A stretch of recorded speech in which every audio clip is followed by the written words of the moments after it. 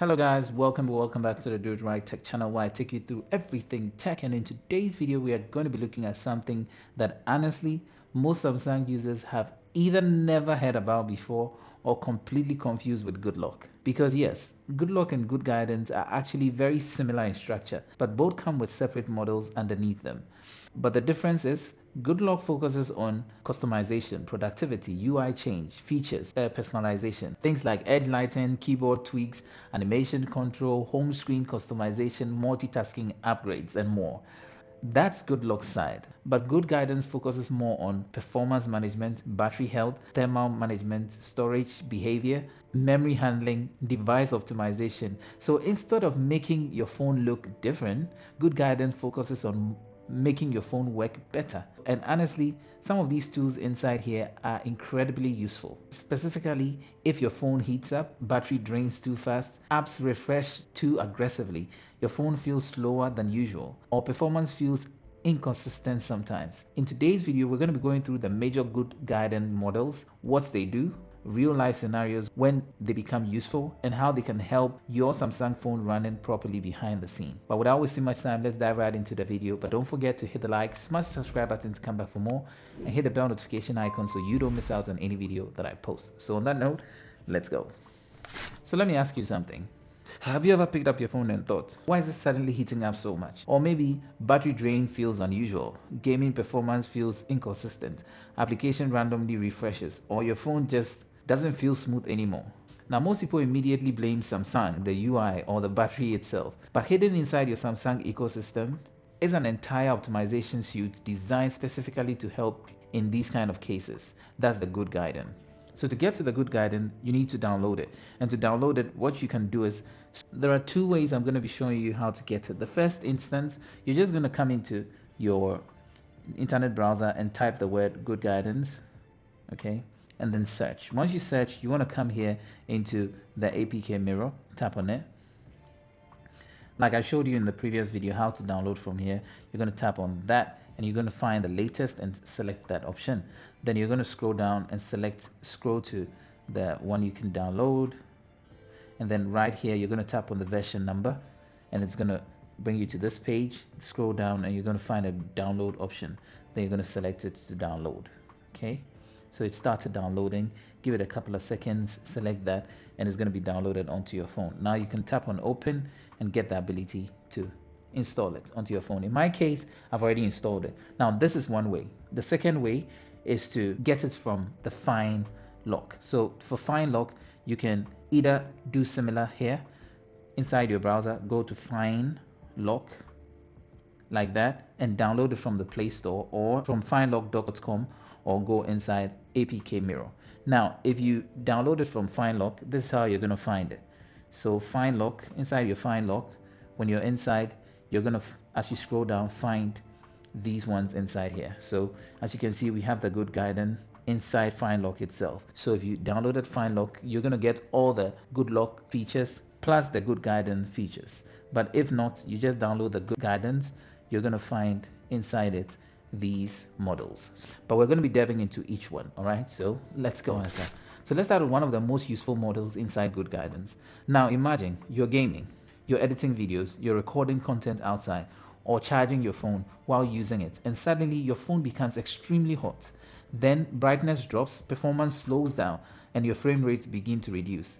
That's thermal throttling. So basically, what the thermal guidance does is it monitors your phone's temperature, adjusts thermal thresholds, and controls how aggressive your phone reacts to this heat. Okay, so let's look here. For example, you set a threshold for when your phone should start trying to adjust settings to favor your phone's internals. Okay, so for example, here we've got temperature. So here, this way you see temperature. You can see how hot it gets, okay?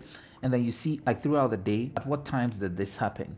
Now, as you can see here, we have a middle ground selected here as the threshold, the thermal threshold. So what you're telling your phone basically is, once you're within these ranges, don't slow anything down. Don't try to prevent my phone from pushing out its best. Okay, so basically that's what's going on here.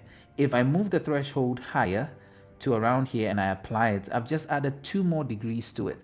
That means if my phone is working at, let's say, 34 degrees Celsius, I'm saying that before it gets to 36, even though it's past 34, which is normal, the phone should not try to save itself. It should not turn down the brightness. It shouldn't slow down the performance. It shouldn't reduce the frame rate to be able to save itself. We don't want that. So basically, you get to control this. Then if you come to additional settings, you can see here you're going to be able to limit the CPU boosting when heating, or you could also decrease maximum brightness when it's heating, or you could apply standard motion smoothness when it's heating.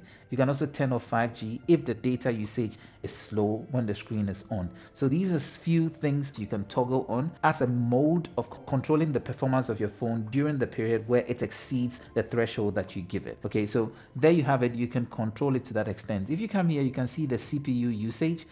This is also going to be showing you within those periods how the CPU usage was. So if you show with temperature, you can see they are almost moving at the same level. An increase in CPU power is almost a direct representation of how much temperature the phone ran. So with this, you understand and know how to guide your phone as and when it should control the heat on your phone. Okay, and that's what thermal guidance does for you. And so now I'm sure you better understand why your phone heats up based on how much work it's doing, aka the CPU power or CPU operation, and how your Samsung can control the performance behind the scene. So now your knowledge on this would help you know to toggle on the right things that you want to slow down or tamper with when it has to do with reducing the pressure on the phone when it's heating up during content creation, heavy usage, outdoor filming, or even gaming, and then also increase or decrease the threshold based on what you actually use your phone for. Because somebody could be in the sauna and so would decide that because they often use the sauna, the temperature of their phone is going to increase, but they still want to be able to get the best out of it. So if you didn't know this thermal guidance, I'm glad I was able to show you a bit more. All right, moving on.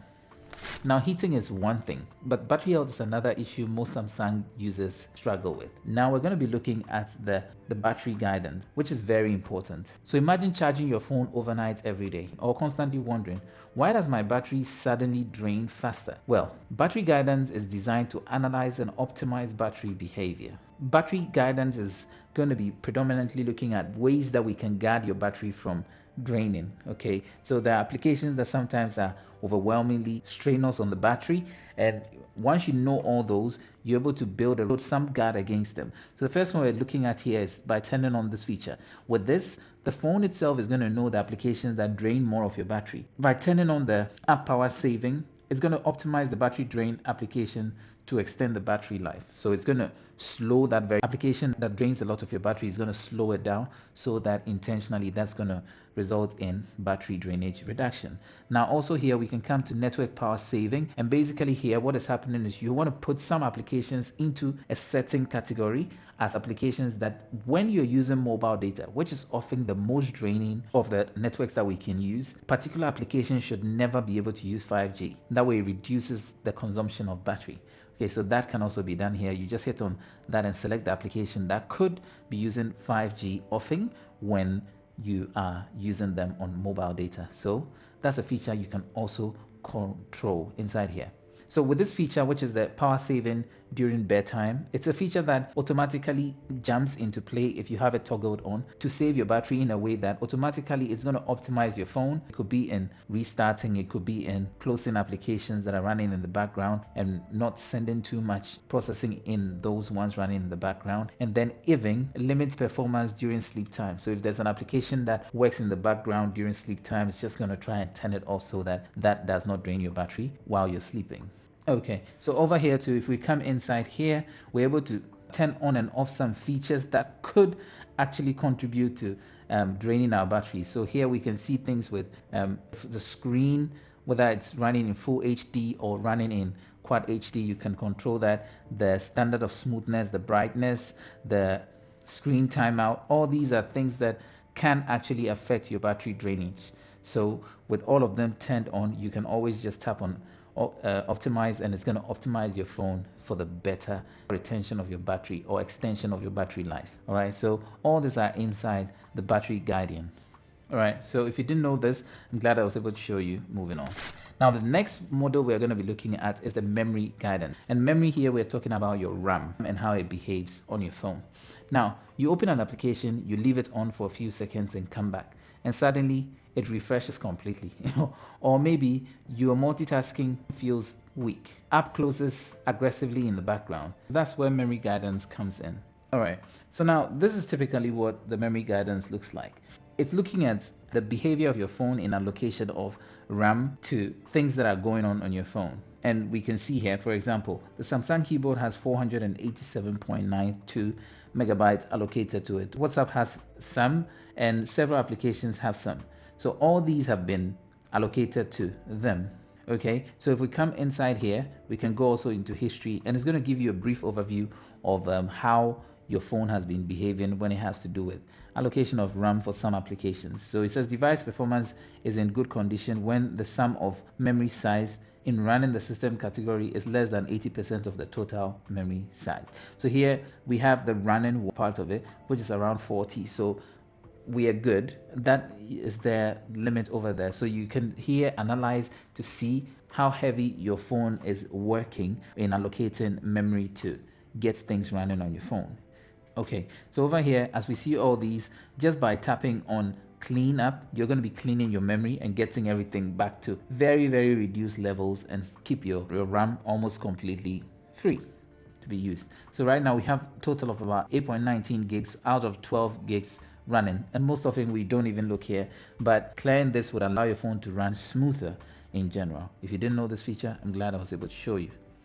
So while your memory affects multitasking, your charging behavior habits affect long-term device health. And this is where the battery tracker comes to play. So if we go into the battery tracker, we're greeted with this interface. And this is basically what the battery tracker does. It helps you to analyze and find out exactly how your battery is behaving. So here we can see around 2 a.m. We see between 2 a.m. coming till a certain period, the battery drains and then we charge it. Then a slight drain around this time and then we charge it, and then it's gradually draining until a certain period, and then we charge it up again. So the patterns of charging and all that is known. Now if we look down here, we're able to see the battery level, and then we can see screen on time. Now one thing you notice that the screen on time would not translate directly to battery level. And wait, let me explain. Here we can see battery usage. Okay, so the battery usage here, WhatsApp used 24.32%. And then we're going to check here for active time. WhatsApp within 1 hour 39 minutes was able to then use 24.32%. YouTube 3.86%, or it did that in 14 minutes 47. So this is going to try to help you understand which applications are actually draining your battery even with small or little usage. If we come to the 7 days pattern or 7 days one, we're able to see here that WhatsApp is predominantly responsible for 91.15%. Now on this chart, we can see the battery usage and we can see the screen on time. It's going to be helping you understand basically which applications and for how long they work in the background, or the work in general, to drain your battery to some levels. So if we come here into active time, WhatsApp is spending 9 hours and 54 minutes, and that is what is resulting in 91.15%. So if I wanted to reduce the usage of my battery, I know the exact application that I need to stay away from, and in this case that is going to be WhatsApp. So yeah, there you have it. If you didn't know this feature, I'm glad I was able to show you this model. Moving on. So Samsung also thought about external conditions. Now, here we're talking about the Galaxy App Booster. A lot of people think optimization means killing applications aggressively, turning everything off, or making your phone slower. Now, Samsung's approach here is very different. Good guidance is more about intelligent optimization, better behavior, and better balance between performance and efficiency. Now, this one is possibly one of the most talked about good guidance model, especially after software updates, major One UI updates, or application installation. Sometimes after updates, phones feel laggy, animations feel weird, and apps often slow down. That's where this comes to play. This app booster recompiles and optimizes applications on your phone, basically helping the apps to behave smoother, launch faster, and work more efficiently with the current system versions that you've updated to. So currently, this is what we're looking at. There are 888 applications on my phone, and they are not optimized properly. So if I want to optimize this properly, it's telling me that by tapping on optimize, I'm going to be able to optimize all these 888 applications within 15 minutes, and that's going to give me 15% improvement on the usage of my device. If I only want to optimize the applications that I've used in the past 30 days, which is just 460 applications, then that's going to give me 7.8% improvement in my phone usage, but in 7.8 minutes. So basically, this is what it does here, helping your phone to run way smoother by optimizing all the applications that you're using on your phone.